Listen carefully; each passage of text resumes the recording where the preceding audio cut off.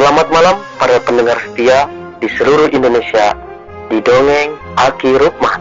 Selamat mendengarkan dan tetap merdeka. Assalamualaikum warahmatullahi wabarakatuh. Bismillahirrahmanirrahim. Alhamdulillahidil jalali wa syari'il harumi wal halali musolliyan ala rasulil mustafa wa alihil mustakmilina syarofa. Innallaha faddala bani adam wa faddallahu ala kasirimi man khalaqahu tafdila wa ba'd.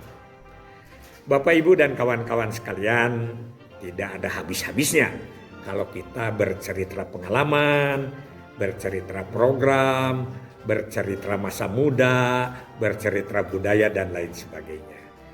Cerita Aki malam ini ada pertanyaan sekaitan dengan gencar-gencarnya program penurunan stunting. Program penurunan stunting, PPS ya, program penurunan stunting. Sehingga di kecamatan ada yang disebut TPPS. Begitu. Pertanyaannya sangat menggelitik.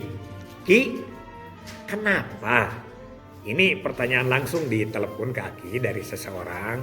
Ki, kenapa BKB itu tidak termasuk komponen penting atau komponen prioritas di dalam penurunan stunting? Oh, padahal kan BKB itu adalah menceritakannya perkembangan, sedangkan posyandu adalah pertumbuhan. Sehingga kita itu kan stunting itu adalah gagal tumbuh kembang. Betul. Ini Aki cerita tentang koreksi kepada kita, termasuk kepada diri Aki. Kepada diri Aki ya. Jadi bukan cerita, ini cerita yang sebenarnya yang Aki lakukan, kegagalan kita bersama. Yang pertama, BKB itu usianya lebih lama daripada posyandu. BKB diresmikan oleh Meneg PP Ibu Sulasikin Nur Pratomo dan Pak Haryono tahun 1982 di Cirebon. Itu yang Aki terima informasinya ya. Aki juga tidak ikut ke Cirebonnya, tapi sejarah itu natrat. Ya, sedangkan posyandu itu baru diresmikan tahun 1984 dengan PP Kepres nomor 2784. Aki lupa ingat ya itu. Nah, walaupun kalau posyandu itu adalah lanjutan dari pokbang, baik pokbang sederhana oleh BKKBN maupun pokbang lengkap oleh kesehatan yang dilahirkan tahun 1979. Itu dalam rangka UPGK, usaha perbaikan atau peningkatan. Ini Aki suka dikoreksi aja. Usaha perbaikan gizi keluarga atau usaha peningkatan gizi keluarga, UPGK. Walaupun suka diplesetkan dulu itu mah soal KIE ya. Itu yang pertama. Nah, ketidakberhasilan kita di BKB ini kita itu pertama tidak masif, tidak terstruktur, tidak terprogram secara nasional. Sehingga BKB tidak menjadi isu sentral. Coba sekarang, apabila ada bupati baru, ini baru dilantik misalnya, kita tanya, tahu nggak posyandu? Pasti tahu, walaupun dia itu bukan dari pemerintahan. Tapi kalau tahu nggak BKB, wah dia bujeng-bujeng yang sudah yang baru dilantik, yang sudah lama juga agak samar-samar terhadap BKB itu. Ya, kenapa? Karena kita itu pertama hanya pemilihan. Dulu juga adalah cita-citanya melapis bagi daerah-daerah yang tidak ada TK. Jadi harus diprioritaskan di daerah-daerah terpencil pembentukan BKB itu. Aki 1986, 1987 Aki adalah mengikuti latihan TOT, Training of Trainer di pusat. Waktu itu Aki menjadi kasih integrasi BKKBN Jawa Barat. Diutus 2 trainernya itu. Satu Aki sebagai pengelola kasih integrasi di BKKBN. Satu lagi adalah Ibu Wiwik Idaryati.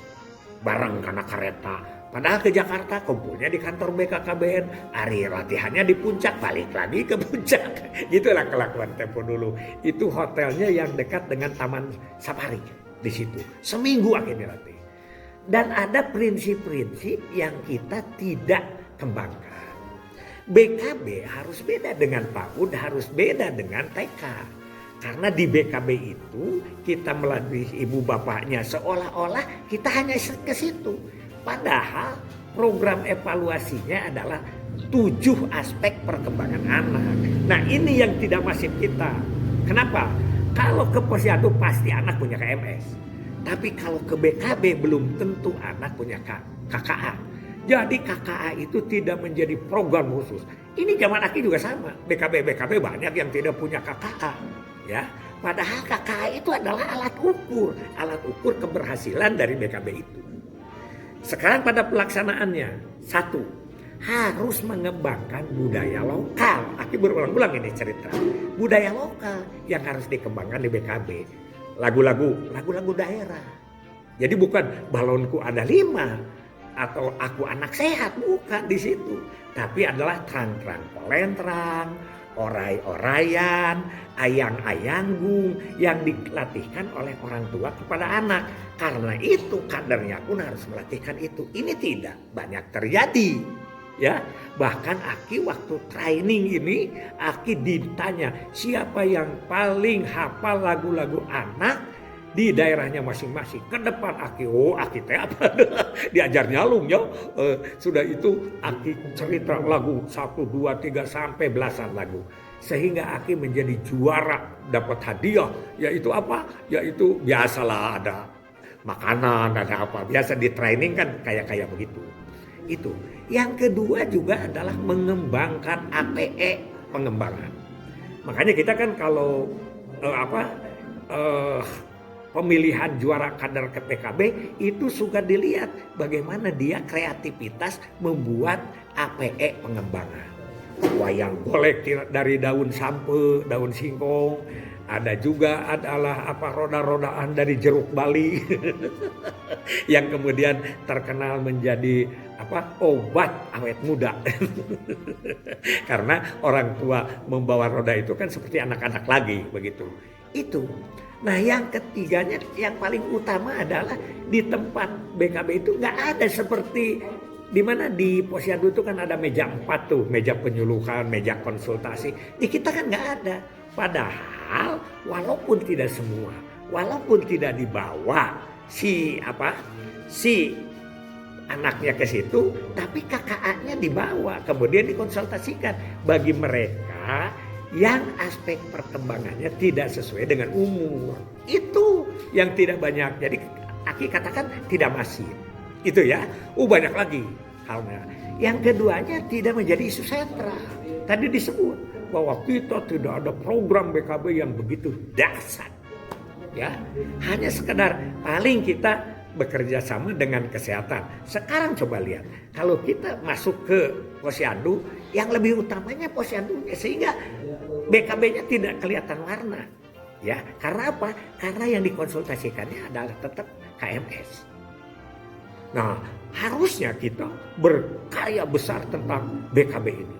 Ya, memang dibanding dengan BKR, BKL, UPPKA ini lebih bagus kalau BKB. Tapi Aki sangat merasakan. Aki pun terus terang aja, mungkin di salah satu kami biasanya Aki kan di mana-mana kalau minta anggaran itu rinci untuk itu. Aki juga hanya mendapat di mana ya? Mendapat untuk pembelian KKA itu harusnya kan seluruh anak balita itu punya KMS dan KKA. Jadi sekarang kalau tidak diakui secara masif, padahal kan si KMS ini dievaluasi perkembangannya di KKA. Aki banyak ya terus terang saja. Jangankan yang lain, Aki sendiri atau para kader. Aki kalau ketemu ditanyakan, "Hei Bu, apa 7 aspek perkembangan?" Ya, bagaimana jinjit itu pada umur berapa? Pada umur 50% ke atas kader kita tidak paham. 7 aspek perkembangannya aja. Bahkan mungkin Aki kalau boleh rada sedikit ekstrim 70%. Ya, Itu baru 7 aspek perkembangannya. Apalagi kalau sudah dirinci apakah kencring, apakah melirik, itu umur berapa dan lain sebagainya. Itu yang kita tidak masih. Makanya wajar kalau orang sekarang tidak mengetahui apa manfaat PKB. Terutama para pejabat ya, terutama para pejabat. Yang merasakan itu hanya orang-orang yang ikut di kelompok PKB. Berapa persen sekarang? Anak Indonesia yang masuk kelompok PKB. Dan kelompok PKB-nya secara katakanlah bukan benar lah, tidak ada yang benar, tidak ada yang salah. Yang secara masif dilaksanakan dengan baik. Itu dari Aki karena sudah 10 menit, jangan lebih. Kalau ada pertanyaan lagi, oke, kita bahas besok lagi bos. Gitulah guys. Ini Aki pura-pura aja supaya dongengnya tidak monoton ya. Hasbunallahu wa ni'mal wakil, ni'mal maula wa ni'man nasir. Wassalamualaikum warahmatullahi wabarakatuh.